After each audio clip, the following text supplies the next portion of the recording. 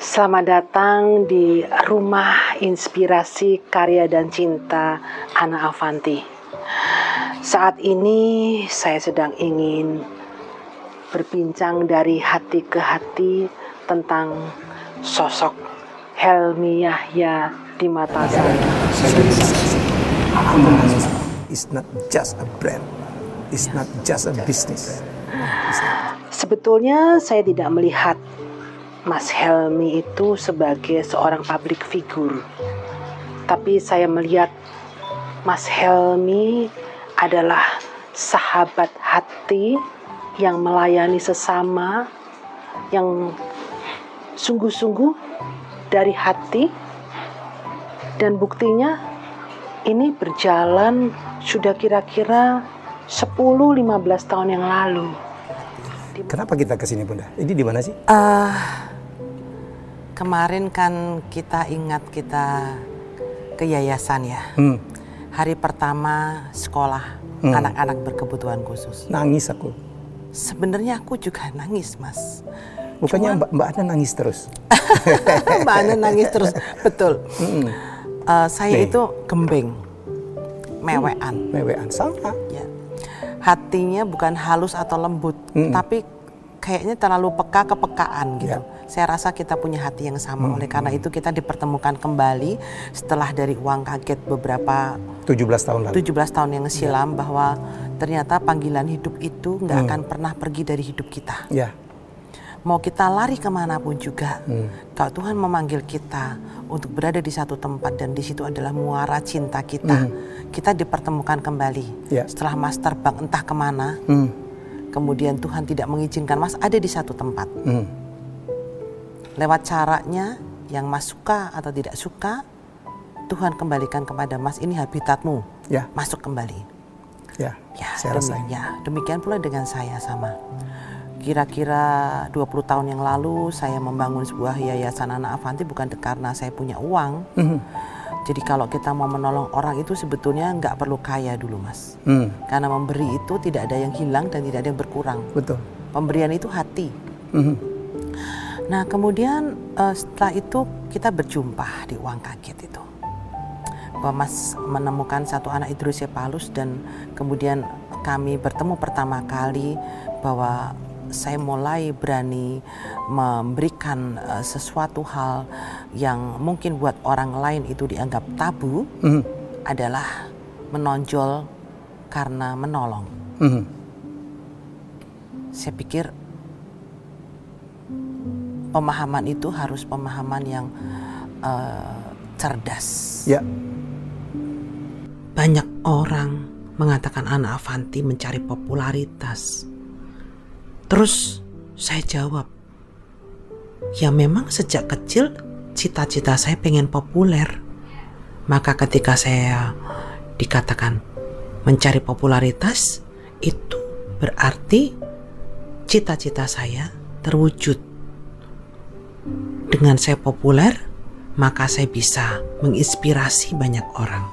Dulu awalnya memang mengasuh anak-anak hidrosepalus ya, Mbak Ana ya? Sebetulnya pertama kalinya itu adalah panggilan rohani karena mami sembuh dari kanker stadium 3B. Saya merasakan wong randuwi kuwi ora entuk loro. Orang nggak punya itu nggak boleh sakit. Wong orang punya sakit aja itu sulit. Itu pada saat itu belum ada BPJS dan lain sebagainya. Apalagi orang sulit. Bagaimana orang sulit. Dan kemudian pada saat itu ada luka-luka batin di mana ayah saya dulu menolong banyak orang. Kenapa ketika ibu saya sakit kok saudara-saudara saya tidak menolong? Luka itu semakin dalam. Menggoreskan seluruh peristiwa-peristiwa itu bernanah-nanah di hati saya. Waktu itu sampai saya mengalami satu hal yang namanya pengampunan.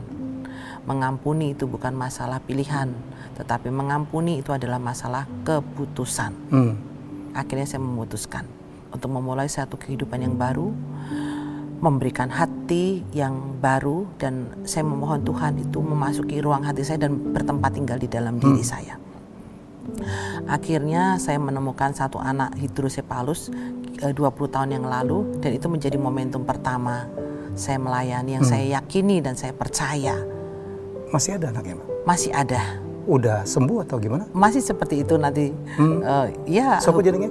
Aris Masori. Aris. Ya. Kemarin saya enggak ketemu ya? Tidak ketemu karena itu pertama kali saya temukan dan kemudian saya operasi. Waktu itu saya belum punya yayasan. Masih perjalanan seperti pribadi. Dan saya titipkan kemudian di Bakti Asih dan sekarang masih ada di Bakti Asih. Ya berarti usianya 20 tahun itu. Selama itu juga Mbak Ana Avanti merawat ini anak? Selama itu juga ada di hati saya. Dan kemudian banyak orang mengetahui saya melakukan operasi bersama dengan dokter relawan, Dr. Muhammad Amanullah. Dari namanya Mas Helmi tahu bahwa beliau bukan seiman dengan saya. Tapi ketika menolong itu tidak butuh persamaan, Mas. Betul. Seperti hari menolong ini ya juga. Menolong. Ya. Seperti hari ini juga. Anda siapa, saya siapa. Tapi ketika saya berbicara, Mas, saya mau berdua berbicara dari hati ke hati di sebuah gereja tua. Dan Mas tidak mengatakan tidak karena saya bukan seiman denganmu. Karena menolong itu bukan memilih. Ya. Menolong itu sesuatu yang datangnya dari Tuhan. Itu yang dulu di awal-awal saya sempat baca yang namanya orang ya Mbak ya. Saya buat bedah rumah aja dikatain Mbak. Menjual kemiskinan lah, apalah gitu. Dulu ada satu, enggak banyak tapi ini mungkin mengganggu Mbak Ana pada awalnya. Dulu katanya yang ditolong hanya yang seiman dengan Ana Avanti, anak-anak Katolik, anak-anak Kristen. Ternyata tapi kemarin tidak. Saya jadi saksi. Aku nangis Mbak. Begitu kemarin ada anak tunanetra, siapa jenenge? Raffi.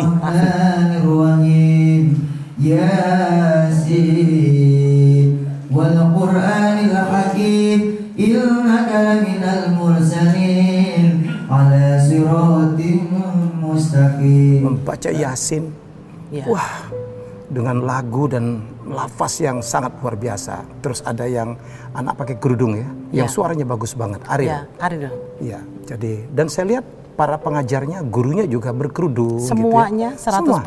100%. Sekarang 100%? 100%, jadi bukan aku yang memilih, tapi engkau yang memilih mana yang terbaik buat kami. Tidak membeda-bedakan dan tidak dibeda-bedakan. Dari pertama, dan itu Mas, 20 tahun saya tidak pernah mengelak dari paradigma atau dari praduga apapun. Nggak pernah ditanya agamanya apa? Nggak pernah? Nggak pernah. Dan 95% memang pasien kami semuanya adalah berbeda keyakinan dengan saya.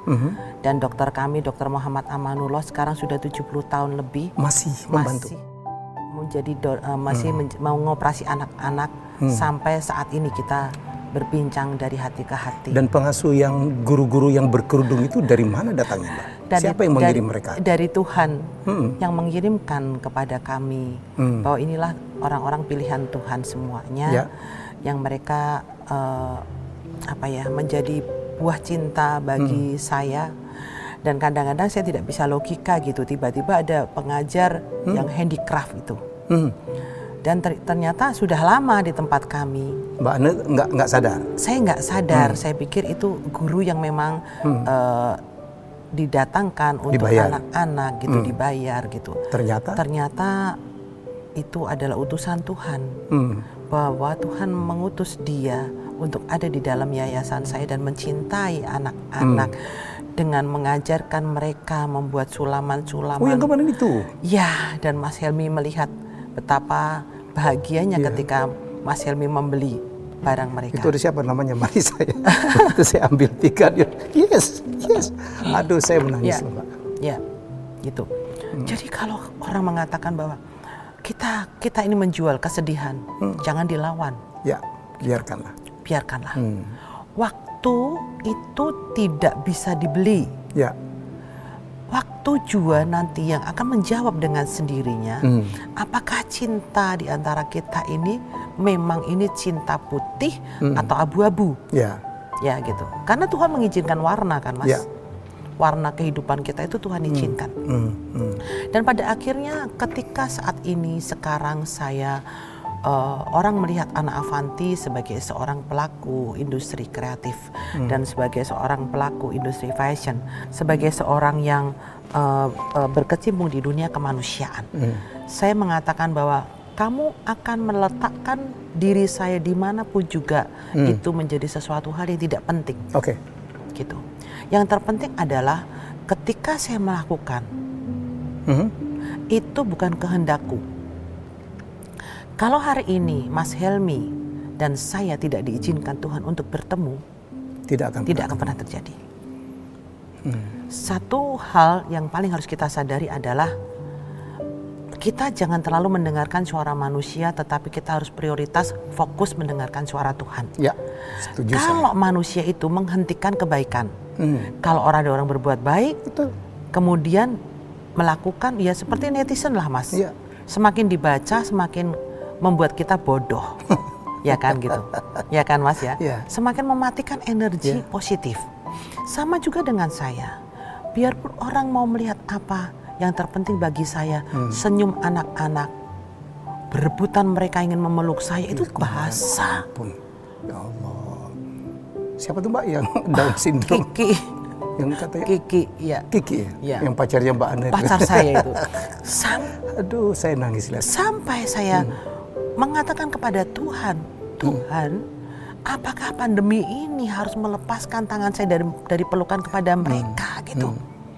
Sampai pada akhirnya saya mempunyai satu keyakinan bahwa semua adalah kehendak-Mu. Semua yang ada di atas bumi ini tidak ada yang kebetulan. Semua karena karunia-Mu gitu. Yang penting adalah kita tahu bagaimana itu sehat, menjaga mereka sehat, dan melakukan hal-hal yang sehat untuk kita tetap ada pada jalur di mana mengasihi itu nggak pakai tangan Mas. Luar biasa Mbak. Aku sampai nggak bisa ngomong apa-apa. Hari pertama aku jumpa mereka itu, hari itu juga sebetulnya sudah bergelet tuh dari kemarin-kemarinnya gitu. Nanti gimana ya lihat anak-anak, pasti anak-anak wong seminggu 2 kali ketemu aja histeris, yang namanya mau meluk, mau salim itu rebutan seperti sembako gitu. Saya melihat. Iya kan. Sekarang bagaimana mereka tidak berjumpa dengan saya 5 bulan, itu peristiwa yang nggak mudah loh buat saya untuk mengatasi peristiwa itu gitu. Kalau kamera menangkap saya, dia pasti akan menangkap sesuatu hal yang datangnya dari hati. Tapi kalau manusia menangkap saya, itu karena apa yang ada dalam pikirannya. Ketika dia berpikir tentang hal yang buruk, dia akan melihat kekurangan. Ketika dia melihat sesuatu yang positif, dia akan melihat kehidupan baru yang tetap harus hidup. Tadi ada satu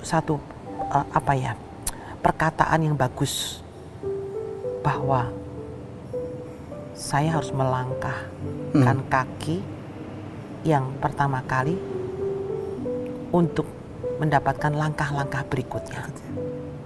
Saya harus mengambil satu kesempatan yang baik untuk kesempatan-kesempatan yang lainnya, termasuk yang paling berat adalah saya harus memutuskan sebuah keputusan yang baik untuk langkah seluruh apa yang ada di dalam kehidupan saya. Baik saya sebagai seorang ibu, seorang istri, seorang nenek. Nenek udah sekarang. Ya, dari cucu-cucu saya Shelo dan Keke. SMP kelas 1 dan kelas 4 SD. Begitu banyak cinta yang melingkupi hidup saya. Mereka ada di sekeliling saya. Saya juga harus memutuskan sebuah keputusan kapan sekolah anak berkebutuhan khusus ini mau dibuka. Dan keputusan sebagai pemimpin usaha dengan 400 karyawan. Ya, betul. Dan semuanya itu membutuhkan keputusan saya, termasuk perusahaan anak-anak saya yang bagaimanapun juga. Ernest, Intan, siang hari nanti dia akan pemberkatan arah awan. Dan saya merasa bahwa saya dan Pak Da ini sebagai orang yang lututnya tidak berhenti berteluh. Ya, bagaimanapun juga kami ini bukan orang kaya raya yang kemudian berkelimangan harta, yang tidak kekurangan. Ya, semua melalui proses. Semua melalui sebuah proses yang nggak boleh protes. Kita mungkin Anda banyak tahu ya, perjalanan seorang Ana Avanti bukan perjalanan yang gampang ya Mbak ya. Betul. Ya. Coba tamatnya S berapa? SMP. Nggak bisa pakai laptop, nggak bisa komputer, nggak ngerti harus internet. berkorban memang Mbak ya, karena saudaranya Mbak Anda itu banyak banget. Berapa bersaudara? Saya bersaudara cuma 3, tapi terus? jaraknya tuh jauh. Oh. Jadi adik saya yang kedua tuh umur 13. Jadi saya harus menjadi ibu. Mami yang saudaranya banyak ya? Mami yang saudaranya. Mami itu anak adopsi. 24 bersaudara, Mami nomor 22. Dan ya, itu memiliki satu cerita panjang tentang kehidupan masa lalu. Ya, saya baca. Seorang ya, jadi dan Mami menurut saya Mami ini adalah orang di antara 24 bersaudaranya yang saya rasa mungkin yang Tuhan izinkan boleh menjadi orang tua yang bahagia. Tough banget ya. Saya ngelihat beliau masih sehat, 72 umur ya? 72 masih sehat. Pikirannya, konsentrasinya masih cantik, masih gaya. Puji Tuhan, masih gaya dan nggak pernah merepotkan. Mami jadi janda umur 38 tahun. Ketika papi saya kecelakaan ya? Berpulang. Ya, meninggal di dalam mobil. Pembalap ya, Mbak? Pembalap bapak saya, ya. Dan kemudian bapak saya sebetulnya pada akhir hidupnya beliau menjadi seorang Muslim. Ya. Saya nggak pernah tahu. Ya, oleh karena itu Mas, saya bersyukur sampai hari ini setiap Idul Adha itu saya tidak pernah tidak kurban. Kurban untuk selalu Bapak. Untuk almarhum gitu. Saya tidak pernah mengatakan itu apakah 1 kambing, 2 kambing, 3 kambing, 1 sapi, 2 sapi, pokoknya selalu saya merasa bahwa tidak akan ada kehidupan hari ini seburuk apapun kondisi orang tua kita, cerita-cerita tentang masa lalu mereka, mereka itu ada untuk kita pelajari langkahnya, bukan untuk kita kuliti salahnya. Ya, setuju. Bukan untuk itu. Karena apapun yang dialami, yang terjadi, yang Mbak Ana waktu kecil saya tahu perjuangannya luar biasa ya. Sekali, luar biasa. Jadi perjuangan Mbak Ana dari SD, SMP selesai, nggak punya uang untuk melanjutkan. Tetapi mungkin itu adalah bagian dari sekolah untuk membuat Mbak Ana menjadi makin baik. Saya pikir bahwa kalau mungkin saya bisa mendapatkan hari ini dari peristiwa kemarin, yang kemudian mungkin kemarinnya itu sama dengan yang lain, mungkin saya nggak menjadi anak Avanti hari ini. Betul. Dengan begitu banyak cerita sekarang cinta. Laptop bisa? Nggak bisa juga. Gitu. Kalau orang lain mengatakan, Mbak Ana Mbak Yosinau, saya pikir kok saya mau belajar tuh kok menyita pikiran saya jengkel kok bodoh ra karuan ki lho aku gitu. Yang Instagram siapa yang Instagram buat? saya. Oh bisa. Tapi kalau bangsa yang delkuntek begitu, aku yang manggil. Makanya kalau ada yang rada-rada pinter, lalu tanya sebelahmu sapa iki? Password ngerti password? Password gak tahu juga. Sama. Gak tahu juga gitu. Tapi kadang-kadang kita itu bodoh itu perlu, Mas. Iya. Jangan diambil semua. Aku nanti orang nggak kebagian kerja. Ya. Dan kadang-kadang kayak saya gini ya. Bahasanya campur-campur baur. Saya bilang seluruh Itulah TV. Keunikan. Saya bilang sama seluruh TV yang mau ngambil saya. Ini wujud saya ya, gitu. Apa adanya. Apa adanya, nggak perlu wardrobe ya. Jadi ngirit wardrobe. Tetap begitu ya. Tetap begini, nggak perlu nggak perlu makeup artis juga nggak perlu. Kemudian juga apakah ada yang perlu dibuang dari tubuh saya? Saya bilang begitu. Saya ini manusia yang dengan segala karunia-Nya Tuhan izinkan, dan ternyata walaupun saya setiap hari menggunakan kalung rosario, Mas, setiap hari, dan tidak pakai perhiasan yang lain kecuali ini giwang 60.000 emas perak bakar, 60.000 dolar rupiah. Sebetulnya kenapa? Ada alasan yang tidak bisa saya kemukakan, tapi ini alasannya bukan masalah agama, gitu. Alasannya adalah suara hati. Ya, yang tidak semua orang harus tahu suara hatiku apa, gitu. Nah, dan kemudian semua yang melibatkan saya di dalam acara apapun juga tidak pernah minta kepada saya untuk, ya kamu harus kayak gini, ini acara ini. Kan acaranya ini kamu nggak boleh ini. Dan ternyata sekarang media itu oknum-oknumnya sudah mulai menghargai kehidupan manusia yang penuh cinta. Bahkan Gus Dur pernah ngomong loh, kalau manusia itu saling toleransi, itu sebetulnya pemahaman agamanya tinggi. Gitu. Nah, bagi saya secara pribadi sebetulnya juga bukan itu. Tapi cinta saya itu nggak bisa kebendung, meluap gitu. Meluap, ya. Gitu. Jadi cinta itu tidak mengenal musim buat saya. Gitu. Jadi berbuah terus setiap waktu, dimanapun juga bisa saya petik gitu. Jadi saya tidak mengenal cinta yang pakai persyaratan gitu. Dan saya melakukan segala sesuatunya. Ketika saya menjadi seorang desainer, yang saya bisa lakukan adalah bagaimana saya mencintai kompetitor saya. Ketika saya menjadi seorang pelaku industri fashion, kemudian karya-karya saya dicontek dari Sabang sampai Papua, dari kelas pasar sampai kelas butik, dari kelas kambing sampai kelas kakap. Mbak biarkan, ikhlaskan. Saya bersyukur Tuhan pilih saya menjadi saluran berkat bagi banyak orang. Tetapi saya mengedukasi mereka bahwa menginspirasi dan terinspirasi itu bukan menghasilkan pecontek, gitu. Karena ekor itu tidak akan pernah ada di depan. Ekor tidak pernah akan ada di depan. Ekor akan selalu ada di belakang. Semakin kamu mencontek Ana Avanti, semakin kamu berada di belakangku, jauh tertinggal. Luar biasa. Gak pernah mangkel, Mak. Mangkel manusiawi.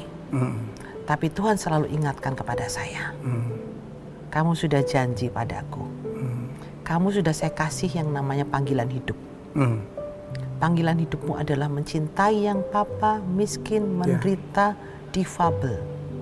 Itu adalah panggilan yang sangat besar yang Tuhan berikan kepada saya. Mereka itu adalah sesama. Adalah orang yang mencintai sesama. Adalah orang yang mencintai Tuhan Allah. Dan sesama itu adalah orang yang diciptakan dengan cinta yang sama. Itu yang ada dalam diri saya. Perasaan saya seperti itu. Oleh karena itu, Anda tidak melihat saya miskin tuh hari ini. Mau karya saya diapain aja. Ada aja.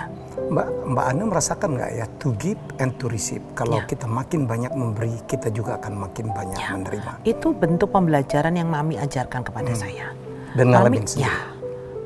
Betul. Mami katakan, menanam benih kebaikan itu akan senantiasa terus menuai.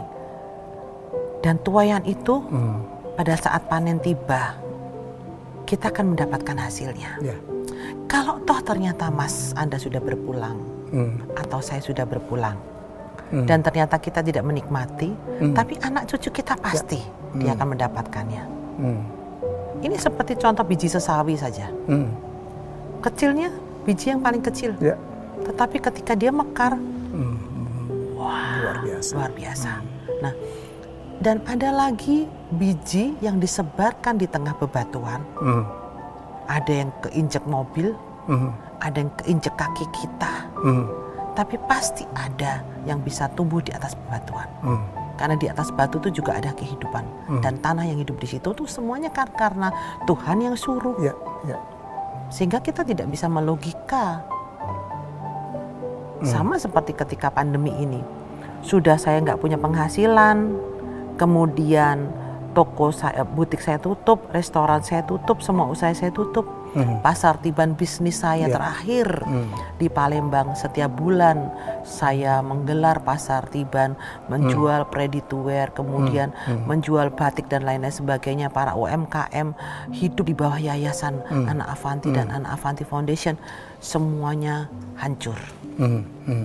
Tapi saat itu, pada saat saya di Palembang, Tuhan mengirimkan sebuah utusan melalui seorang suster yang mengatakan, Bunda, Mbak Ana, aku butuh APD Tulungono. Dan tiba-tiba suster sudah memberikan contoh APD-nya ke rumah saya. Kemudian ketika saya mau membuat, ada suara yang masuk ke telinga saya. Ana Avanti, kamu bikin ini dan jangan diperjualbelikan. Dalam hati saya, loh, saya ini nggak punya penghasilan. disuruh bikin sesuatu yang nggak boleh diperjualbelikan.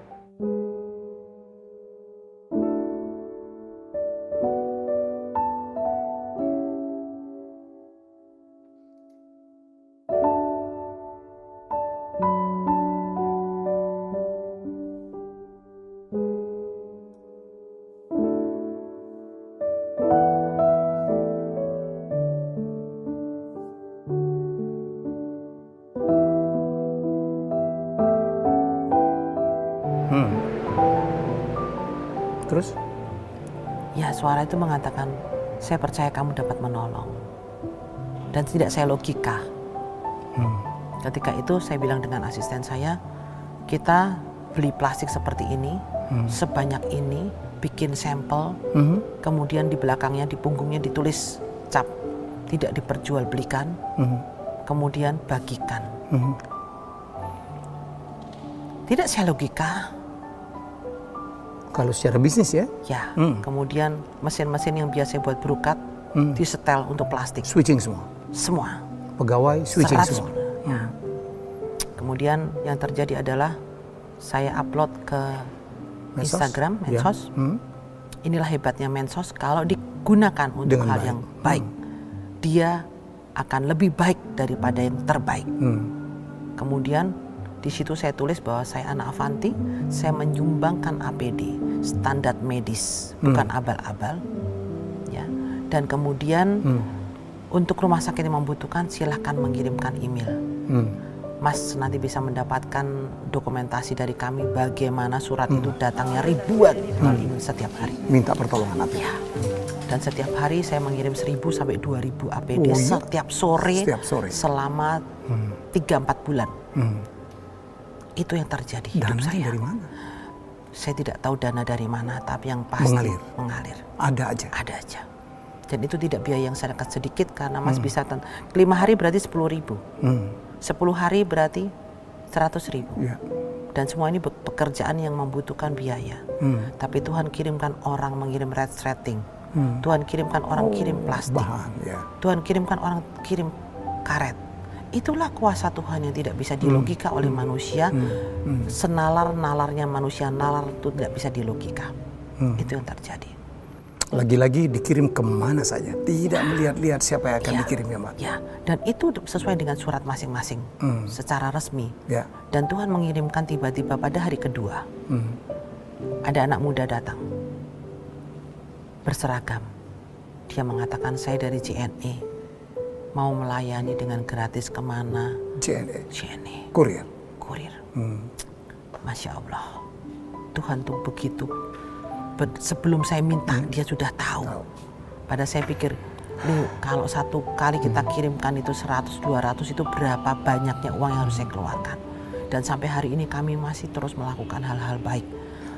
Dan saya percaya bahwa media, selama kita bisa lakukan, bisa berbuat baik ya. Bisa mengabarkan kebaikan. Hal yang baik. Tapi Mbak Ana dalam perjalanannya kan nggak segampang yang Mbak Ana sampaikan ya. Dalam mengelola panti itu pun ada up and down. Pernah menyerah juga ya? Mau menyerah? Menyerah, ya. Mau menyerah? Ya, mau menyerah. Pada suatu hari ketika saya mengalami kesulitan ekonomi yang berat sekali. Pada suatu hari ketika saya merasa bahwa ada sesuatu hal yang salah. Dan pada suatu hari ketika saya merasakan bahwa saya ini punya hati yang keliru. Apa maksudnya?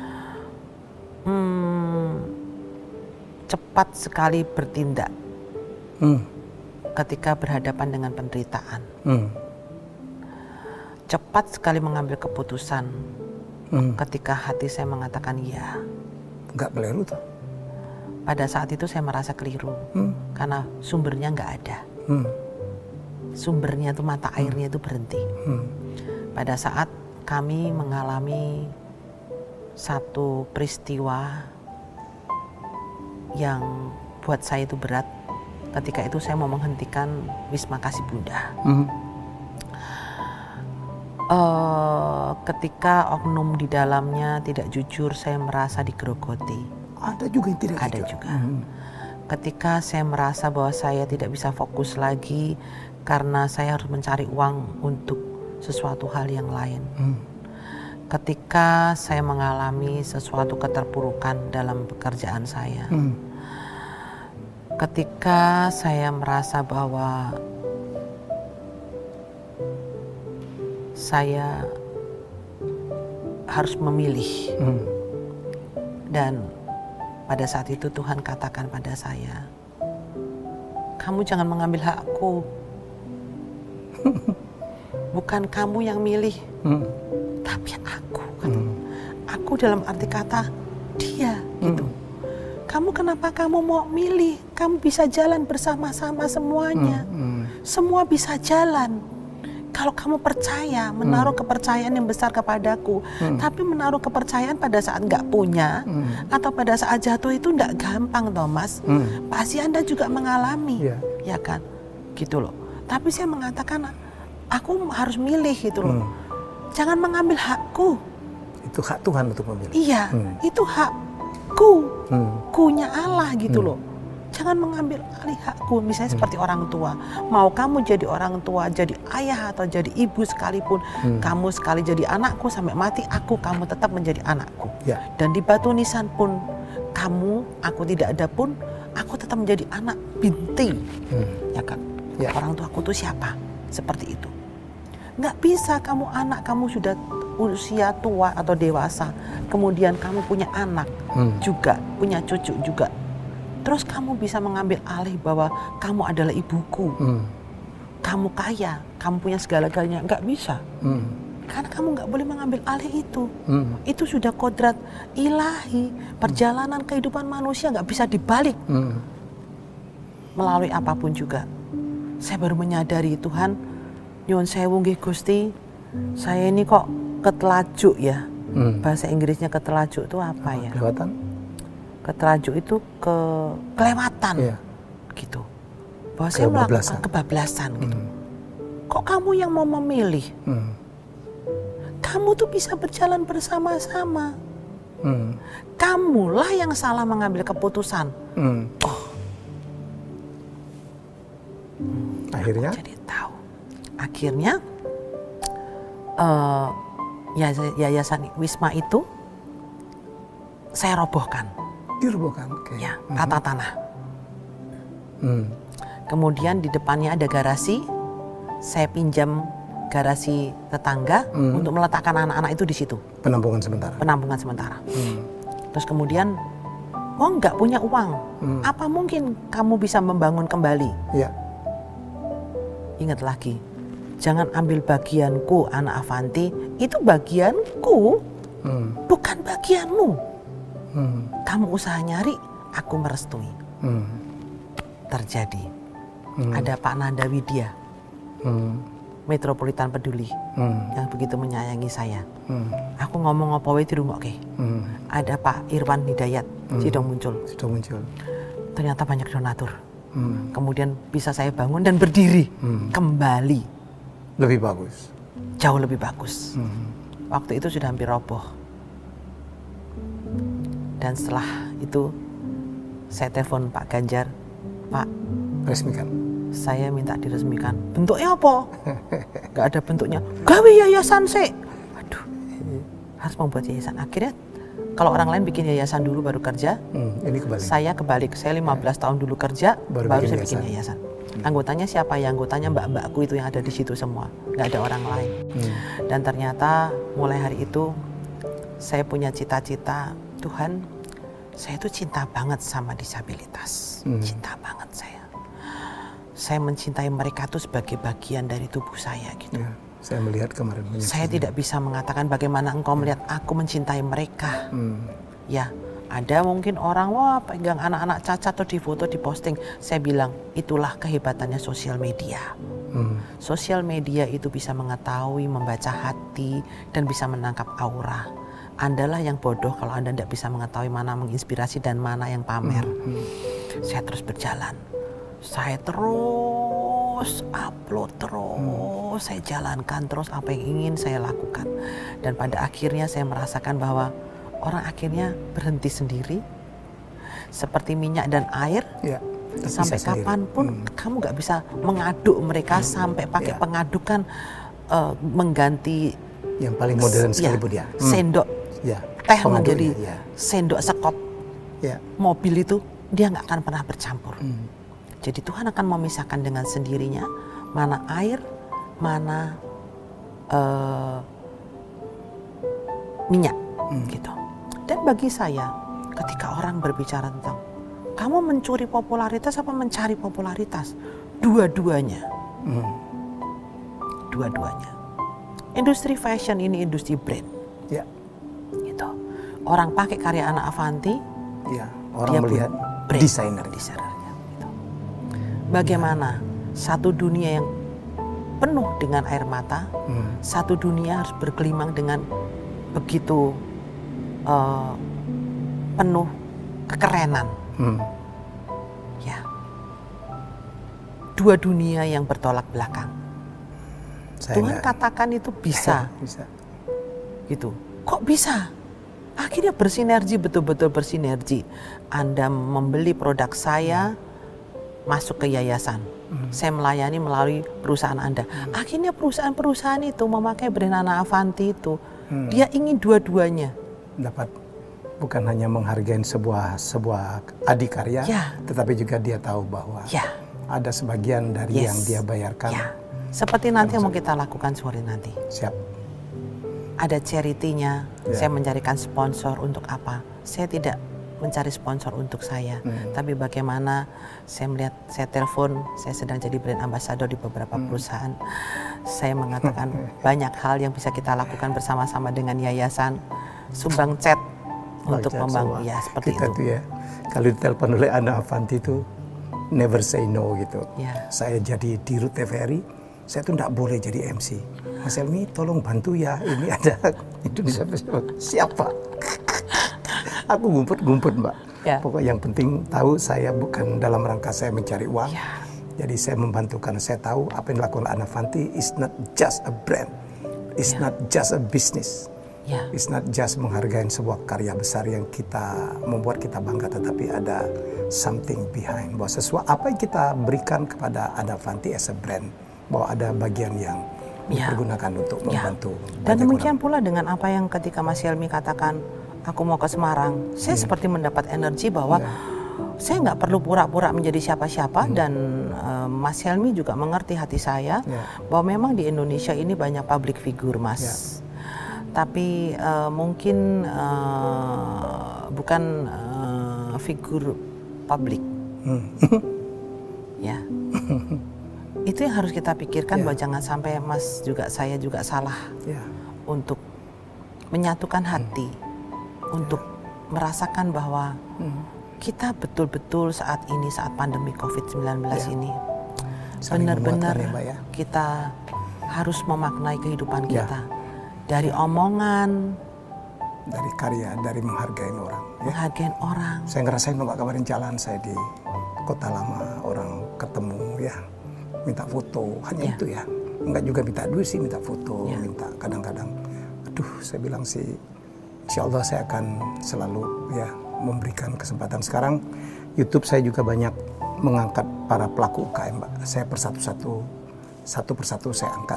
Kalau saya bisa lakukan, saya lakukan. Mereka minta saya endorse. Kalau saya punya waktu, saya akan sempatkan untuk melakukan. Itu kan artinya adalah ada kehidupan baru, Mas, sekarang ini. Memberikan manfaat. Kita sedang beradaptasi bahwa pandemi COVID-19 ini adalah sebuah kesempatan. Seperti kata Pak Ganjar kemarin Betul. Justru pandemi sekarang adalah kesempatan untuk melaksanakan salah satu atau sila-sila Pancasila, yaitu membantu orang lain. Kemanusiaan yang adil dan beradab. Oke Mbak, banyak yang kita mau ini, saya udah nggak sabar kali mau ke sana. Saya tuh yang nggak enak banget di sini, uang saya nggak laku. Uang saya nggak laku, karena saya bawa istri saya, bawa putri saya, bawa cucu-cucu saya, they really enjoy Jawa Tengah dalam perjalanan. Saya kepengennya Mas utang sama saya. Jadi nanti kalau saya datang, saya minta tagihannya. Kalau ke Jakarta nanti mau kita makan apa aja, mau makan aja. Urusan saya. Urusan saya gitu. Tapi hari ini saya bersyukur bertemu dengan seorang Helmy Yahya yang bagi banyak orang, dan sebagian orang mungkin mereka hanya melihat dari kulit luarnya, tetapi saya dari dulu melihat Mas melihat dari hati gitu. Makasih, Jadi itulah yang Mas kita ke sini. Saya ikut aja. Ya oke. Dan katanya salah satu teman saya di grup saya punya grup. Tapi Mas Henry ku ya anu loh agamane. Loh, itulah hebatnya Helmiah ya di mata saya dan semoga juga selalu hebat di mata banyak orang. Amin. Orang tahu kok bahwa kalah itu masalah waktu. Ya. Karena orang mengalah dan kalah itu sudah menang duluan sih Mas. Bagi saya. Peristiwa kemarin, saya udah nggak mikir. Dan bukan hanya peristiwa kemarin Mas, termasuk mengalahkan hati kita juga. Ya. Perasaan-perasaan saya kenapa, ya saya yayasan kenapa sendirian kok nggak mau sama orang lain, bukan berarti saya tidak menghargai orang lain. Ya. Saya mengerti diri saya sendiri aja susah kok saya mengerti orang lain. Lebih baik saya menjalankan apa yang saya nggak ngerti, pasti ada benernya daripada saya menjalankan orang yang saya juga nggak ngerti, salahnya tambah besar gitu. Ya. Baik, terima kasih Mbak Ana. Okay. Ini saya rencana tuh membuat berapa episode. Membahas Mbak Yuku ini banyak, hari ini kita membahas tentang cinta. Masih ada episode tentang karya seseorang, saya bilang ini fashion designer salah satu yang terbaik Indonesia. Dan masih ada juga banyak banget sebagai businesswoman yang berhasil, sebagai macam-macam lah ya. Dan sekarang pelaku media sosial berhasil. Wah, Instagramnya keren, YouTube-nya udah mulai berkembang. Ya, berjuang. Meniru yang baik. Ya. Bagaimana mengisi sisa-sisa hidup yang diberikan oleh Tuhan, oleh Allah untuk hal-hal yang baik menolong orang yang dan tidak takut untuk berbuat baik pada saat itu tidak baik sekalipun kita harus tetap berbuat baik. Inilah sepenggal kisah dua hati, dua jiwa dalam satu bingkai cerita, inspirasi, karya, dan cinta. Saya bersama sahabat saya Helmi Yahya bagikan inspirasi kami untuk dapat membangkitkan satu semangat juang yang memberkati banyak orang dan sesama.